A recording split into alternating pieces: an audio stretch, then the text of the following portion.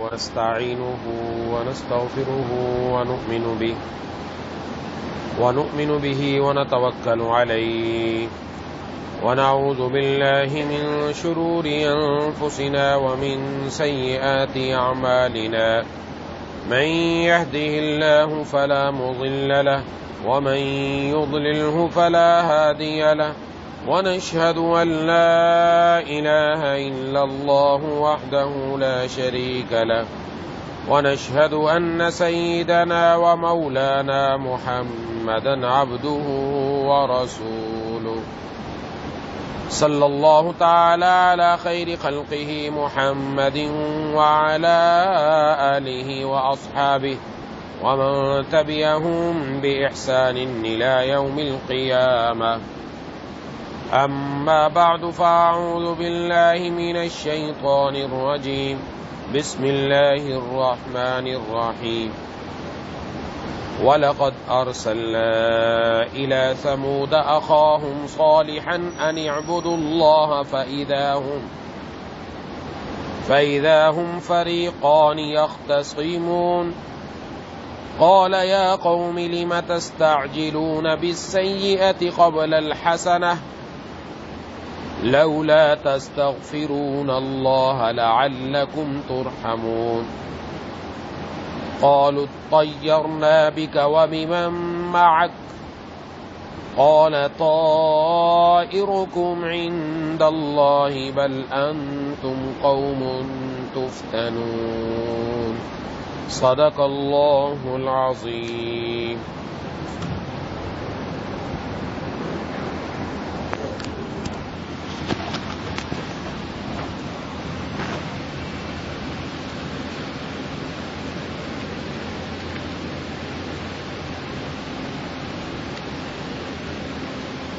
میرے دوستوں اور ساتھیوں اور میری ماؤں بہنوں اور بیٹیوں، سورۃ النمل کے چوتھے رکوع کی چند آیات تلاوت کی ہیں۔ اس میں اللہ تبارک و تعالی نے قوم سمود اور حضرت صالح علیہ السلام کا تذکرہ فرمایا۔ ارشاد فرمایا وَلَقَدْ أَرْسَلْنَا إِلَى ثَمُودَ أَخَاهُمْ صَالِحًا، اور ہم نے قوم سمود کے پاس ان کے بھائی حضرت صالح کو یہ پیغام دے کر بھیجا أَنِ اعْبُدُوا اللَّهَ، کہ تم اللہ کی عبادت کرو۔ فَإِذَا هُمْ فَرِيقَانِ يَخْتَصِمُونَ، تو اچانک دو گروہ بن گئے جو آپس میں جھگڑنے لگے۔ قال یا قوم لم تستعجلون بالسیئۃ قبل الحسنہ، حضرت صالح علیہ السلام نے فرمایا میری قوم کے لوگوں، اچھائی سے پہلے برائی کو کیوں جلدی مانگتے ہو؟ لولا تستغفرون اللہ لعلکم ترحمون، تم اللہ سے معافی کیوں نہیں مانگتے تاکہ تم پر رحم فرمایا جائے؟ قالوا طیرنا بک وبمن معک، انہوں نے کہا ہم نے تو تم سے اور تمہارے ساتھیوں سے برا شگون لیا ہے۔ قال طائركم عند الله بل انتم قوم تفتنون، حضرت صالح علیہ السلام نے فرمایا تمہارا شگون تو اللہ کے قبضے میں ہے، البتہ تم لوگوں کی آزمائش ہو رہی ہے۔ وكان في المدينة 9 رهط يفسدون في الارض ولا يصلحون، اور شہر میں 9 آدمی ایسے تھے جو زمین میں فساد مچاتے تھے اور اصلاح کا کام نہیں کرتے تھے۔ قالوا تقاسموا بالله لنبيتنه واهله، انہوں نے آپس میں ایک دوسرے سے کہا سب مل کر اللہ کی قسم کھاؤ کہ ہم صالح اور اس کے گھر والوں پر رات کے وقت حملہ کریں گے۔ ثم لنقولن لولیہ ما شہدنا مہلک اہلہ وانا لصادقون، پھر اس کے وارث سے کہہ دیں گے کہ ہم ان گھر والوں کی ہلاکت کے وقت موجود ہی نہ تھے اور یقین جانو ہم بالکل سچے۔ وَمَكَرُوا مَكْرًا وَمَكَرْنَا مَكْرًا وَهُمْ لَا يَشْعُرُونَ، اور انہوں نے چال چلی اور ہم نے بھی ایک تدبیر کی اور ان کو اس کا پتہ بھی نہ لگ سکا۔ فَانظُرْ كَيْفَ كَانَ عَاقِبَةُ مَكْرِهِمْ، دیکھو ان کی چال بازی کا انجام کیا ہوا۔ انا دمرناہم وقومہم اجمعین، ہم نے انہیں اور ان کی ساری قوم کو تباہ کر کے رکھ دیا. فتلک بیوتہم خاویۃ بما ظلموا، بس یہ رہے ان کے گھر جو ان کے ظلم کی وجہ سے ویران پڑے ہیں. ان فی ذلک لآیۃ لقوم یعلمون، بے شک اس واقعے میں ان لوگوں کے لیے عبرت کا سامان ہے جو علم سے کام لیتے ہیں.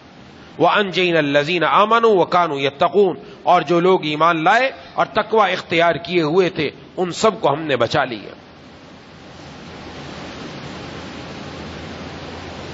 اس میں اللہ تبارک و تعالی نے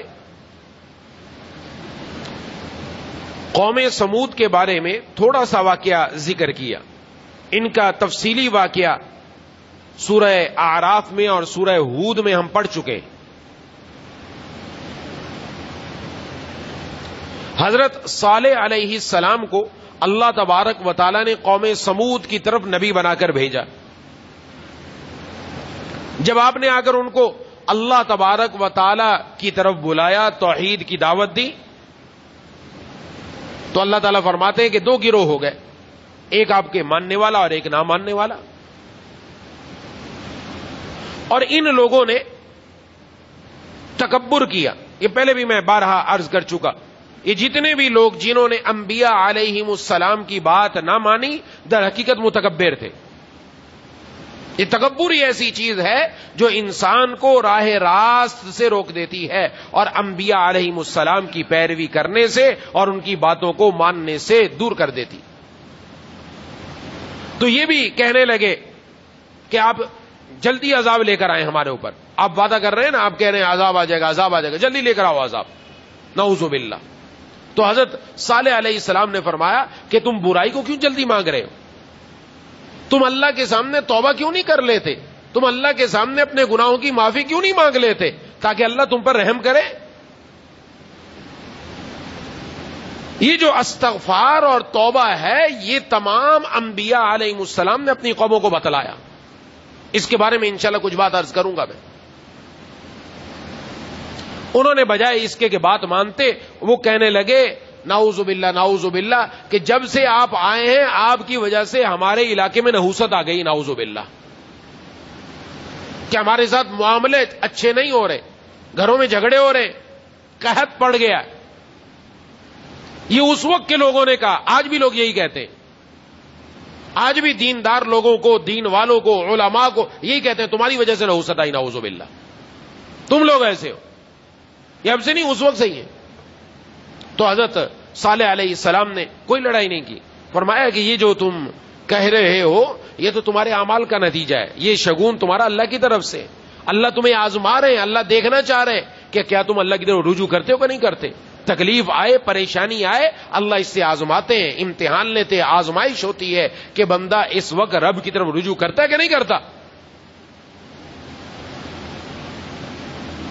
اور فرمایا کہ شہر کے اندر 9 آدمی تھے انتہائی فسادی قسم کے. ان لوگوں نے پکا ارادہ کیا آپس میں بیٹھ کر کہ حضرت صالح علیہ السلام اور ان کے گھر والوں پر حملہ کر کے سب کو قتل کر دیں. اور آپس میں قسمیں کھائیں. قسم یہ کھائی کہ بتلانا نہیں کسی کو. صبح کو جب لوگ ہم سے پوچھیں گے تو ہم کہیں گے ہم میں سے کوئی تھا ہی نہیں اور ہم سچے ہیں.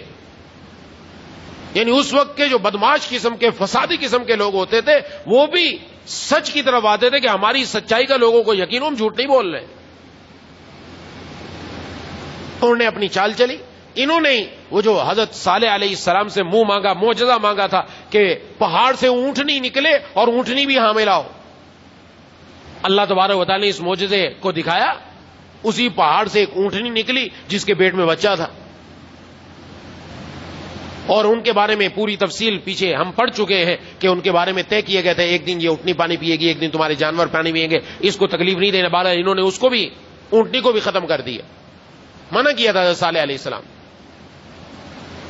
ان لوگوں نے اپنا ارادہ کیا حضرت صالح علیہ السلام کو قتل کرنے کا. اب ان کا ارادہ کامیاب نہیں ہوا. اللہ تعالی نے فرمایا انہوں نے تو بڑی چال چلی، اللہ نے بھی تدبیر فرمائی اور اللہ کی تدبیر غالب ہو کر رہتی. اب جو عذاب آیا اس عذاب میں یہ سارے کے سارے لپیٹ میں آئے اور سب کو اللہ فرماتا ہے میں نے تباہ و برباد کر دی. اور بعض مفسرین نے لکھا ہے یہ 9 آدمی جب قتل کرنے کے ارادے سے نکلے اور حضرت صالح علیہ السلام کے گھر کی طرف گئے تو اوپر سے اچانک ایک چٹان آئی اور 9 کے اوپر گری، سب کے سب وہیں ختم ہو گئے. تو بہرحال یہ ساری کی ساری قوم تباہ و برباد ہو گئی، کیونکہ اللہ تبارک و تعالی کا دنیا کے اندر یہ طریقہ، یہ سنت ہے کہ اللہ تبارک و تعالی کی طرف سے جب قوم اللہ سے منہ مانگا معجزہ مانگے اور پھر بھی ایمان نہ لائے تو وہ قوم دنیا میں صفحہ ہستی سے مٹا دی جاتی. انہوں نے منہ مانگا معجزہ مانگا تھا، وہ ملا، ایمان نہیں لائے، ختم ہو گئے. اللہ فرماتے ہیں ہم نے نجات دی کن لوگوں کو؟ ان لوگوں کو جو ایمان لائے حضرت صالح علیہ السلام پر، ان لوگوں کو اللہ تبارک و تعالی نے نجات عطا فرمائی، باقی ساری قوم تباہ و برباد ہو گئی. اب یہاں پر 2 باتیں جو ہمیں سمجھنی ہیں. پہلی بات کہ حضرت صالح علیہ السلام نے اپنی قوم سے یہ فرمایا تھا لولا تستغفرون اللہ لعلکم ترحمون، تم اللہ سے اپنے گناہوں کی معافی کیوں نہیں مانگتے؟ اللہ تبارک و تعالیٰ سے معافی مانگو شاید کہ تم پر رحم کیا جائے. یہ جو توبہ اور استغفار کا تریاق ہے یہ اللہ تعالیٰ نے حضرت آدم علیہ السلام کو عطا فرما کر جنت سے دنیا میں بھیجا کہ دنیا کے اندر انسان سے خطا ہوگی، غلطی ہوگی، اس کا تریاق کیا ہے، یہ زہر کیسے ختم ہوگا، اس زہر کو ختم کرنے کے لیے تریاق توبہ کا، استغفار کا عطا فرمایا کہ جب بندہ اللہ تعالی کے سامنے آ کر اپنے گناہوں کی معافی مانگے گا اللہ اس کے گناہوں کو معاف فرما دیں گے. اور جناب نبی کریم صلی اللہ علیہ وسلم کو بھی اللہ نے ارشاد فرمایا کہ جب تک آپ صلی اللہ علیہ وسلم دنیا میں تھے اللہ نے فرمایا 2 امان میں نے عطا کی ہیں. وما كان الله ليعذبهم وانت فيهم، جب تک آپ ان کفار کے درمیان موجود ہیں ان کفار پر عذاب نہیں آ سکتا، اور نہیں آیا جب تک آپ صلی اللہ علیہ وسلم موجود رہے.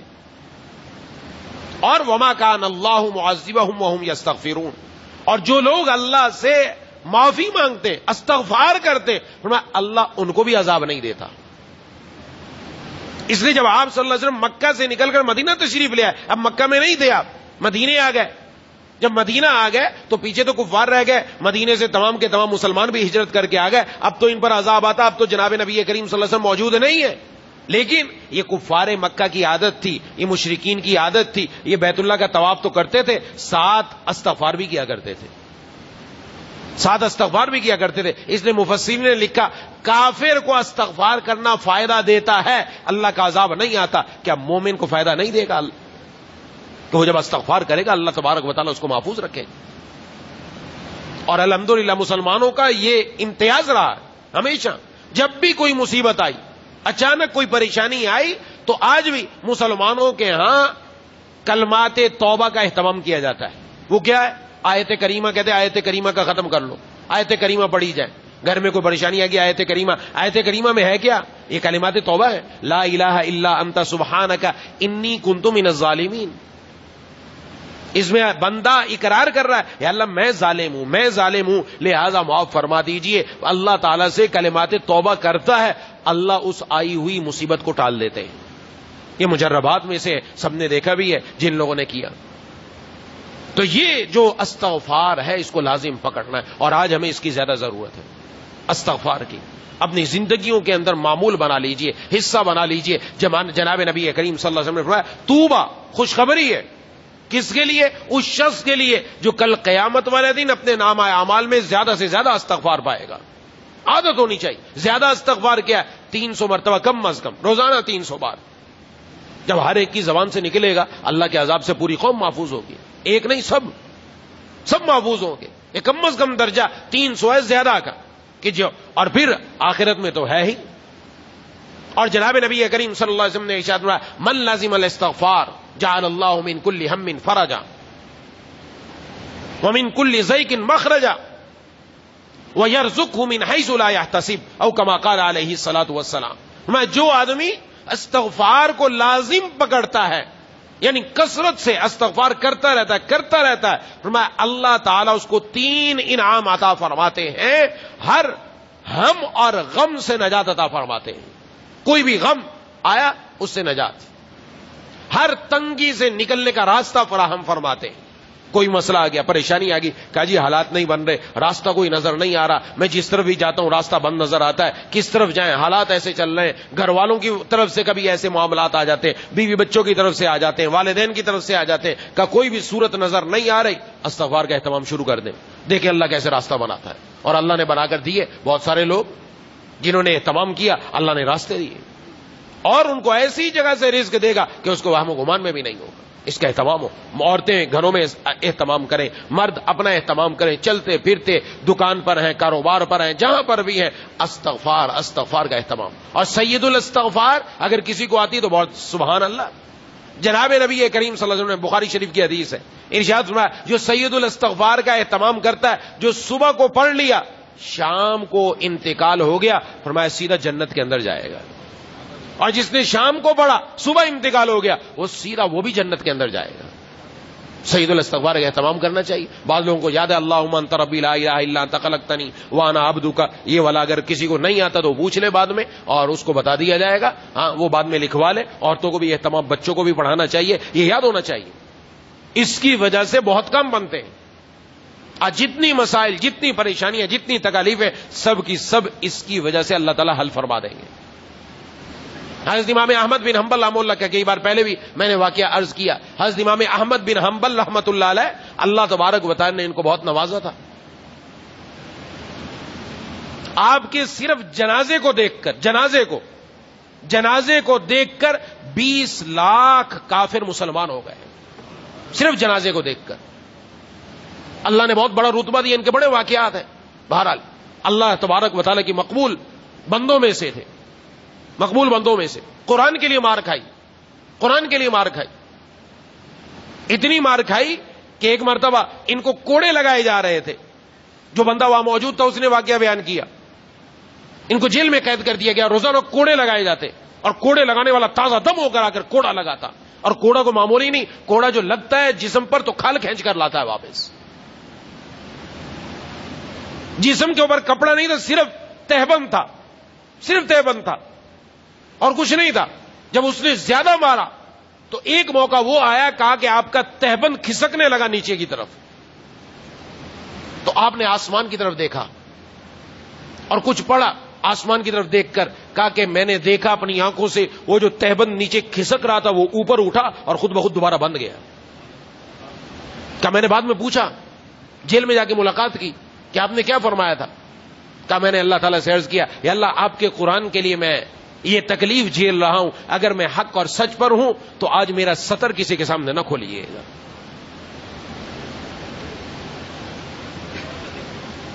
یہ حضرت امام احمد بن حنبل رحمۃ اللہ علیہ فرماتے کہ میں سفر پر نکلا. اس دور کے اندر یہ آج کل کی سہولیات نہیں ہے. میں راستے کے اندر رات ہو گئی تو ایک گاؤں میں نے کہا میں یہاں ٹھہر جاتا ہوں. تو گاؤں کے اندر ایک مسجد میں گیا. تو مسجد میں جب جا کر ٹھہرنے لگا تو وہاں کے جو مسجد کے اندر خادم تھا اس نے کہا کہ یہاں ٹھہرنے کی اجازت نہیں, آپ نہیں ٹھہر سکتے, ہم جانتے نہیں آپ کون آدمی ہو, آپ نہیں ٹھہر سکتے, اجازت نہیں ہے. کہا مجھے باہر نکال دیا. کہا باہر کوئی میری جاننے والا نہیں تھا. تھوڑی دیر بعد دوبارہ مسجد میں آیا تو دوبارہ اس نے نکال دیا. تو محلے کا وہاں جو دیہات کا کوئی آدمی تھا وہ وہاں سے جا رہا تھا. اس نے مجھے دیکھا کہ اجنبی آدمی ہے, کوئی باہر کا آدمی لگتا ہے, رات گزارنے کے لیے اس کو جگہ چاہیے. اس نے مجھے کہا آؤ میرے ساتھ اور میرے گھر میں آپ رہ لو. فرماتے میں اس کے ساتھ چلا گیا. وہ اپنے گھر میں لے گیا اور جا کر میرے لیے کچھ کھانے کا انتظام کرنے لگا. کہ گھر میں وہ جب آتا جاتا میں دیکھ رہا تھا, میں بیٹھا ہوا تھا, وہ آ رہا ہے جا رہا ہے, اس کی زبان مسلسل حرکت کر رہی تھی. کچھ دیر بعد وہ کھانا تیار کر کے میرے لیے لایا. جب کھانے پر وہ میرے ساتھ بیٹھا تو میں نے اس سے پوچھا کہ تمہاری زبان مسلسل حرکت کر رہی ہے, تم پڑھ کیا رہے ہو؟ اس نے کہا میری عادت ہے کہ میں نے استغفار کو اپنا وظیفہ بنا لیا, ہر دم میری زبان پر استغفر اللہ ہی جاری رہتا ہے, استغفار جاری رہتا ہے. میں نے اس سے پوچھا کہ تو نے اس کا کوئی نتیجہ بھی دیکھا ہے کہ تو اتنا زیادہ استغفار کرتا ہے, کبھی کوئی نتیجہ دیکھا؟ کہا نتیجہ یہ دیکھا ہے اس استغفار کی بدولت اللہ نے میری ہر دعا قبول فرما لی ہے. جو دعا کی اللہ نے قبول کی. ہاں ایک دعا ابھی تک قبول نہیں ہوئی. کہ وہ کون سی دعا ہے؟ کہ وہ دعا یہ, میں دعا کر رہا ہوں یا اللہ ایک آپ کا نیک بندہ ہے جس کا نام احمد بن حنبل ہے, میں اس کو دیکھنا چاہتا ہوں, اس کی زیارت کرنا چاہتا ہوں, اس سے ملاقات کرنا چاہتا ہوں. وہ بہت آپ کا پیارا ہے, چونکہ سنے ہوئے تھے واقعات, میں اس سے ملاقات کرنا. یہ دعا ابھی تک قبول نہیں ہوئی, یہ بھی دعا کر رہا ہوں. حضرت امام احمد بن حنبل رحمہ اللہ نے فرمایا, اللہ نے یہ تیری دعا بھی قبول ہوئی, تجھے مبارک ہو, تجھے جانا نہیں پڑا, اللہ نے احمد بن حنبل کو تیرے گھر میں بھیج دیا ہے. یہ استغفار, اور جو اہتمام کرتا ہے وہ اپنی آنکھوں سے اس کا مشاہدہ کرتا ہے. اس کی بدولت اللہ کی طرف سے رحمتوں کا نزول ہوتا ہے. ظاہر ہے جو اللہ کے عذاب کو روکنے والا ہے, جو کلمہ جس کو قرآن میں اللہ نے فرمایا, یہ کوئی ایسی بات نہیں ہے, قانونی بات ہے, کسی کا وظیفہ ہے, رب کا بتایا ہوا ہے, قرآن کریم کا ہے. لیکن آج معاملہ یہ ہے, ہم قرآن کے وظائف, حضور کے وظائف پر عمل کرنے کے لیے تیار نہیں. اور کوئی وظیفہ بتا دے تو ہم فجر سے پہلے اٹھ کر اس وظیفے کو کرنے کے لیے تیار ہو جائیں گے. رات کو بولتے قبرستان جا کر تجھے چلہ کاٹنا پڑے گا, تب بھی کاٹنے کے لیے تیار ہو جائے گا. لیکن صبح فجر میں اٹھ کر حضور صلی اللہ علیہ وسلم کے بتائے ہوئے طریقے پر عمل کرنے کے لیے تیار نہیں. مصیبت یہ ہے, جس کو دیکھو آج نئے سے نیا طریقہ کہ فلاں یہ والا عمل کر لیں ہم, کس کے لیے؟ مشکلات کے حل کے لیے. یہ والا عمل کر لیں ہم. ارے حضور نے جو بتایا, اللہ نے جو قرآن میں بتایا, وہ عمل کرنے کے لیے کیوں تیار نہیں ہوتے؟ اس سے بڑھ کر دنیا کا بڑے سے بڑا ولی آ جائے, وہ جو وظیفہ بتائے گا اس کا وہ کام نہیں ہوگا جو اللہ نے قرآن میں بتا دیا, جو جناب نبی کریم صلی اللہ علیہ وسلم نے حدیث میں بیان کر دی. ہم اس پر کیوں نہیں عمل کرتے؟ اس پر عمل کرنا چاہیے, اس کو اپنی زندگی میں لانا چاہیے. تو یہ اتنا بڑا وظیفہ خود قرآن کہہ رہا ہے, اور انبیاء علیہم السلام جتنے آئے اپنی قوموں کو یہی بتاتے رہے, اور اللہ نے قرآن میں فرما دیا جب تک یہ استغفار کرنے والے میرا عذاب نہیں آئے گا, استغفار کرنے سے اللہ کا عذاب رکے گا, عذاب رکے گا تو رحمت کا نزول ہوگا, رب تعالیٰ کی طرف سے کرم نوازی اور مہربانیاں آئیں گی. یہ اپنی زندگی کے اندر اس چیز کو لانا چاہیے, صبح و شام اپنا معمول بنانا چاہیے, گھروں میں بھی باہر بھی جہاں بھی ہے بندہ اپنی زندگی کے اندر اس چیز کو لے کر آئے. اور یہ وہ چیز ہے جو ہماری زندگیوں سے آج نکلتی چلی جا رہی, جس کی وجہ سے انسان گناہوں کی دلدل میں پھنستا چلا جا رہا ہے, اللہ کی نافرمانیوں میں پھنستا چلا جا رہا ہے, آگے سے آگے نکلتا چلا جا رہا ہے. اس کی بدولت اللہ گناہوں سے حفاظت کروا دیتے ہیں, گناہوں سے بچا دیتے ہیں, رب تعالیٰ کی طرف آنے کی توفیق ہو جاتی ہے, اللہ کے در پر آ کر مانگنے کی توفیق مل جاتی ہے کہ بندہ کہیں جا نہیں سکتا. اس لیے ہم اپنی ذمہ داری کو پورا کریں کہ اس بات کو اپنے پلے باندھ لے کہ انشاءاللہ روزانہ 300 مرتبہ استغفار کا اہتمام کریں. استغفار ایک چھوٹا سا کلمہ, بعض لوگ یہ پوچھتے رہتے ہیں کہ کیا استغفر اللہ ہی پڑھ لیں, یہ استغفر اللہ معمولی سا ہے, یہ بھی پڑھ سکتے ہیں, یہ سب سے ادنا کلمہ ہے, استغفر اللہ استغفر اللہ استغفر اللہ. اور ایک روایت میں کہ ایک بندہ 3 مرتبہ کہتا ہے نا, اللہم اغفر لی اللہم اغفر لی اللہم اغفر لی, جی تیسری مرتبہ کہا, اللہ فرماتے میں نے اس کے گناہ معاف فرما دیے. اللہ کی بڑی کرم نوازی ہے, مہربانی ہے, ان کی عنایات بہت ہیں, ہم ہی نالائق ہیں, ہم نے ان کی قدر نہیں پہچانی. رب تعالیٰ تو بہت قدر کرنے والے, ہم نالائق ہیں کہ ہم نے اللہ کی محبت, اللہ تعالیٰ کی مہربانی, اللہ کی شفقتوں اور عنایتوں کو سامنے نہیں رکھا.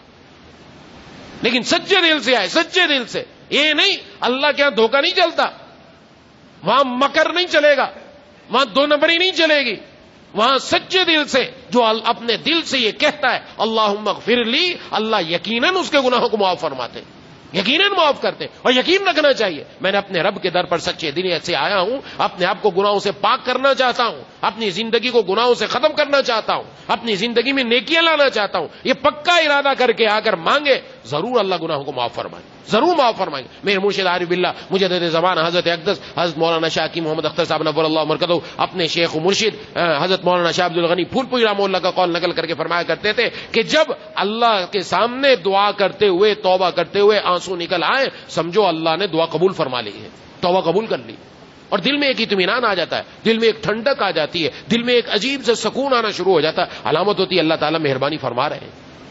لیکن ضروری ہے گناہوں سے اپنے آپ کو پاک کرنا. آج گناہ ہی گناہ ہے, دائیں بائیں آگے پیچھے صبح سے شام تک گناہوں کی زندگی. آج آپ دیکھیں حالت عجیب حالت ہے, عجیب کیفیات ہے.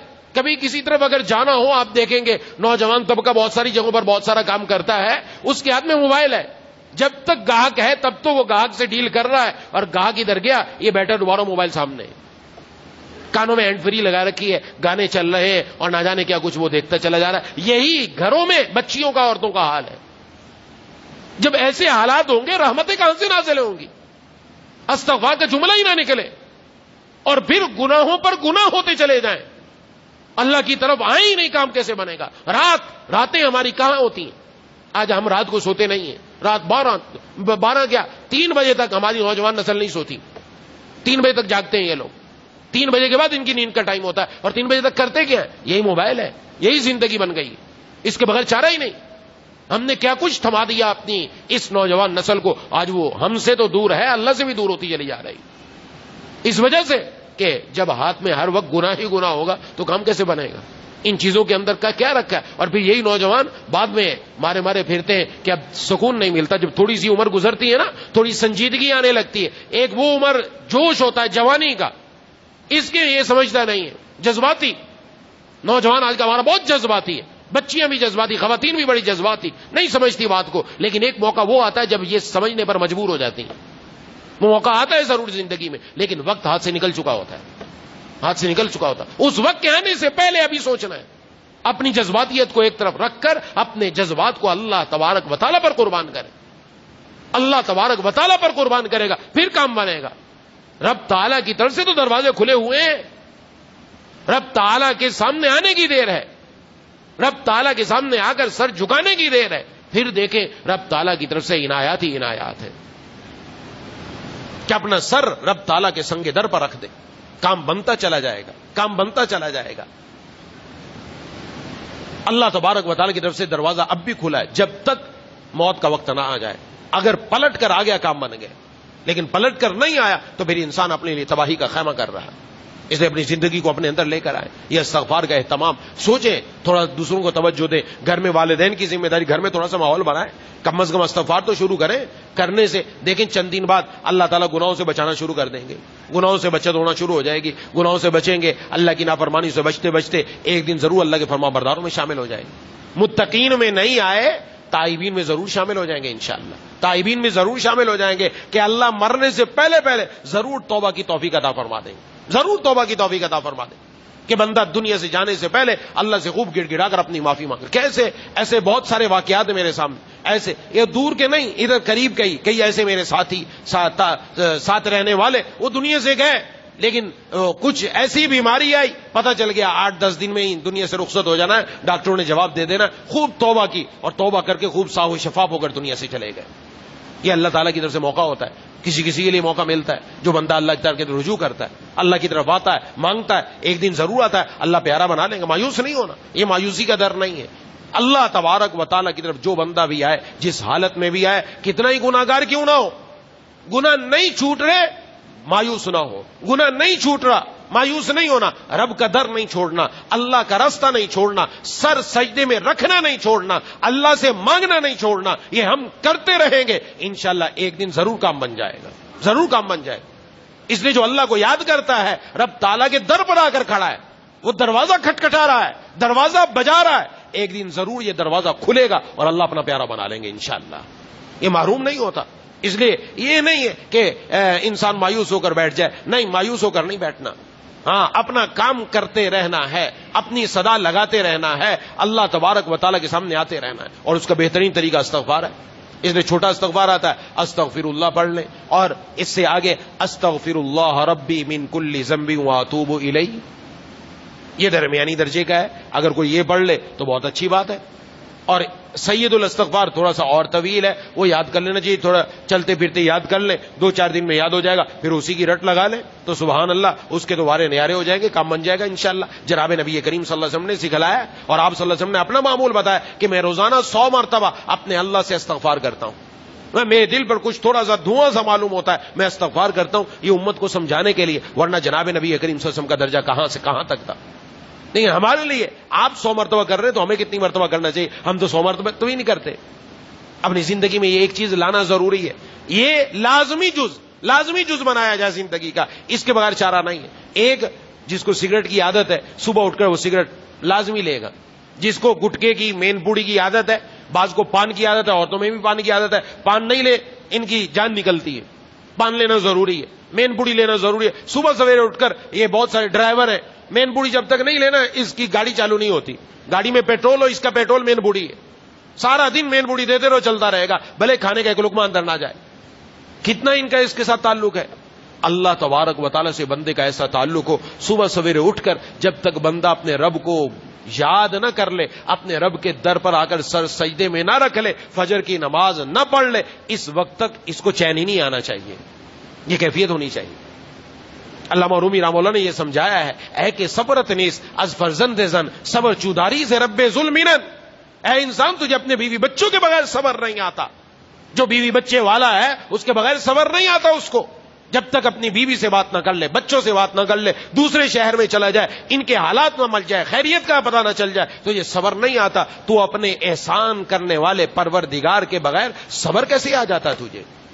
کو اللہ کو یاد ہی نہیں کیا اور تو چل رہا ہے ساری زندگی, صبح سے شام تک چل رہا ہے. صبح سویرے اٹھ کر رب کو یاد کیے بغیر, رب کا دیا ہوا کھا کر, رب کی دی ہوئی نعمت کو استعمال کر کے اللہ کی نافرمانی کے لیے نکل پڑا کہ دل میں سوچا ہی نہیں.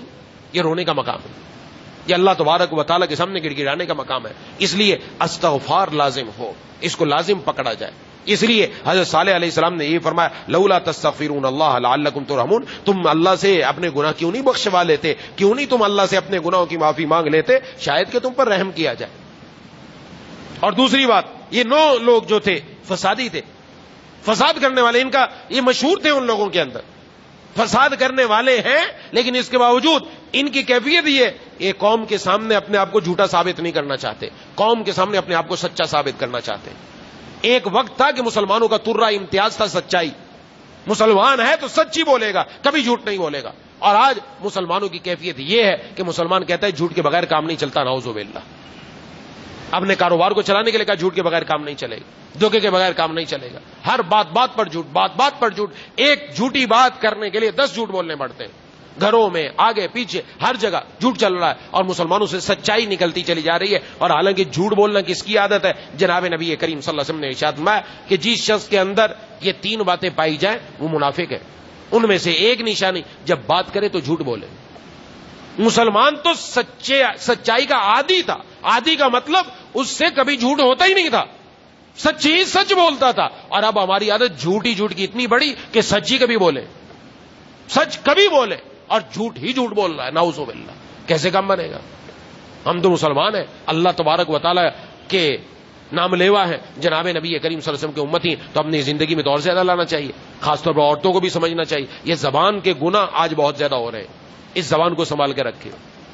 یہ زبان اوندے منہ جہنم کے اندر گروانے والی ہے. اوندے منہ, اس کی جو زبان جو کینچی کی طرح چلتی ہے نا, وہ یہ نہ سمجھے کہ میرے اندر بڑا کمال ہے, میں کسی کو بولنے نہیں دیتا, میں کسی کو چپ نہیں ہونے دیتا, اور میری زبان کبھی چپ نہیں ہوتی, میں ہر ایک کو لاجواب کر دیتا ہوں. وہ کمال کی بات نہیں ہے, یہ پھنسوانے والی ہے, یہ پھنسوانے والی ہے. اس لیے بعض صحابہ کرام اکابرین وہ اس زبان کو پکڑ کے کہا کرتے تھے کہ اس زبان کی کرتوتوں کی وجہ سے انسان پھنسے گا, اس زبان کی وجہ سے. یہ کوئی معمولی بات نہیں, یہ اللہ نے ایک لوتھڑا دیا, اس سے قرآن کی تلاوت کی جائے, ذکر کیا جائے, درود شریف پڑھا جائے, درود شریف کا اہتمام ہو, استغفار کا اہتمام ہو. عورتیں گھروں میں کریں, بجائے اس کے کہ کسی کی غیبت ہو رہی ہے, چغلی ہو رہی ہے, بہتان باندھا جا رہا ہے, پھر بعد میں جھوٹ بولا جا رہا ہے, اور جھوٹ پر جھوٹ اتنا بولا جا رہا ہے کہ جھوٹ کو لوگ سچ سمجھنا شروع کر دیتے ہیں. جو جھوٹا ہے آج لوگ اسے سچا سمجھتے ہیں, اور جو سچ بولتا ہے لوگ کہتے ہیں یہ جھوٹا ہے. الٹی گنگا ہو گئی, الٹی کہانی. حالانکہ مسلمانوں کا تھوڑا امتیاز یہ نہیں تھا. یہ دوسری بات ہے جو اپنی زندگی کے اندر لانے کی ضرورت ہے. دعا ہے کہ اللہ تعالیٰ مجھے اور آپ کو ان باتوں پر عمل کرنے کی توفیق عطا فرمائے. وآخر دعوانا الحمدللہ رب العالمین. سیلاب زدگان کے حوالے سے صبح میں نے اعلان کیا تھا, اور خواتین کے اندر بھی اعلان کیا جا رہا ہے کہ سیلاب زدگان جو اس وقت اندرون سندھ کے لوگ بہت زیادہ اس سے متاثر ہوئے, سب سے زیادہ. بعض تو گاؤں کے گاؤں مٹ چکے ہیں, گاؤں کا نشان بھی باقی نہیں رہا. ایسے لوگ سڑکوں پر آ گئے, اور بعض ایسے لوگ ہیں جو عزت دار گھرانے سے کسی کے سامنے ہاتھ نہیں پھیلاتے, وہ بھی آ کر بیٹھے ہوئے ہیں, بیچارے سڑک پر آ کر بیٹھنے پر مجبور ہو گئے, سر پر چھت نہیں ہے. ایسے لوگوں سے تعاون کرنا ہماری ذمہ داری ہے. ہم ان سے تعاون اس وقت تک کریں جب تک یہ اپنے گھروں میں واپس نہ چلے جائیں. ان کی ذمہ داری ہم پر ہے. یہ خدمت خلق کا بہترین وقت ہے. یہ ہماری ذمہ داری بنتی ہے کہ اس وقت شریعت کا تقاضا ہم سے گیا ہے. شریعت کا تقاضا یہ ہے ان کی دلجوئی کی جائے. کوئی زبان سے جا کر ان کی دلجوئی کر سکتا ہے, تسلی کے کلمات کہہ سکتا ہے, ان کو اپنے سینے سے لگا سکتا ہے, کسی کے جا کر غم کو مداوا کر سکتا ہے. ایسے لوگ اپنے پیاروں کو چھوڑ کر آ گئے بغیر قبروں کے, بس وہ گھروں کے اندر نیچے آئے, بس یہ اپنی جان بچا کر نکل آئے. بس یہ ہوا, اپنی جان بچا کر نکل آیا, اپنے پیارے وہیں گھر کے نیچے دفن ہو گئے، اب اس کے بعد جائیں گے پتہ نہیں وہ ان کی لاشیں ملتی بھی کہ نہیں ملتی، معلوم ہی نہیں کہاں۔ ایسے ایسے لوگوں کی کہانیاں ہیں کہ سن کر بندہ سوائے رونے کے اور کچھ نہیں کر سکتا۔ اللہ نے ہمیں بہت کچھ دے رکھا ہے، جس کے پاس مالی وسعت ہے، مالی وسائل ہیں، اس کو آگے بڑھ چڑھ کر مدد کرنی چاہیے، خواتین کو بھی چاہیے، مردوں کو بھی چاہیے۔ جب تک ہم ان کے ساتھ تعاون کرتے رہیں گے اللہ کی مدد ہمارے اوپر آتی رہے گی، جب تک ہم کسی مومن کی ضرورت پوری کرتے رہیں گے اللہ ہماری ضرورتیں پوری کرتا رہے گا، جب تک ہم ان کے لیے تکلیف دور کرتے رہیں گے اللہ تعالی ہماری تکلیفیں دور فرماتے رہیں گے۔ یہ دنیا اور آخرت دونوں میں بڑا ذخیرہ ہے، یہ جو کچھ دیا جا رہا وہ ضائع ہونے والا نہیں۔ اور جناب نبی کریم صلی اللہ علیہ وسلم نے قسم کھا کر ارشاد فرمایا صدقہ دینے سے کبھی کسی کا مال کم نہیں ہوا، بلکہ ادھر صدقہ دیتے جاؤ ادھر سے اللہ آسمانوں سے اس بندے کے لیے اور عطا فرماتے چلے جاتے ہیں کہ یہ بندہ میرے راستے میں خرچ کر رہا ہے، اس کو دیتے رہو، اور آتا رہتا ہے، اور فرشتوں کی دعا ملتی رہتی ہے یا اللہ جو آپ کے راستے میں خرچ کرنے والا ہے اس کو اور زیادہ دے۔ تو خواتین کے اندر بھی بعض خواتین موجود ہیں جو تعاون کرنا چاہتی ہیں تو وہ ان سے تعاون کر سکتی ہیں، بعد میں اگر وہ تعاون کرنا چاہیں تو اپنے محرم مرد حضرات کے ذریعے بھی تعاون جو ہے وہ بھیج سکتی ہیں، رابطہ کر سکتی ہیں۔ بسم اللہ الرحمن الرحیم، الحمد للہ رب العالمین الرحمن الرحیم مالک یوم الدین، ایاک نعبد و ایاک نستعین، اہدنا الصراط المستقیم صراط الذین انعمت علیہم غیر المغضوب علیہم ولا الضالین، اللهم صل علی سیدنا مولانا محمد وعلی آل سیدنا مولانا محمد وبارک وسلم۔ ربنا اغفر لنا ذنوبنا وكفر عنا سیئاتنا وتوفنا مع الابرار۔ مولا کریم اے الہ العالمین اے ارحم الراحمین، میرے کہنے میں سب کے سننے میں اخلاص پیدا فرما دی، ہم سب کو مل کر ان باتوں پر عمل کرنے کی توفیق عطا فرما دیجیے۔ مولا کریم اپنے شکر گزار بندوں میں شامل فرما لیجیے، مقام شکر نصیب فرما دیجیے۔ مولا کریم اے الہ العالمین ناشکری سے ہم سب کی حفاظت فرما دے۔